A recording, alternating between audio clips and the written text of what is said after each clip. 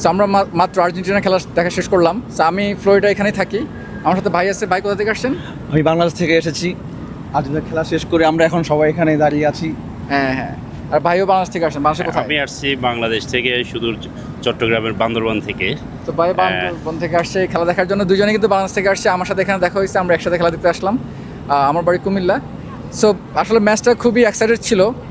Argentina আরও easily জিতে উচিত ছিল, বাট মনে হচ্ছে যে আর্জেন্টিনা একটু খারাপ করছে আর কি। তারপর যাক আলহামদুলিল্লাহ 3-2 গোলে জিতছে।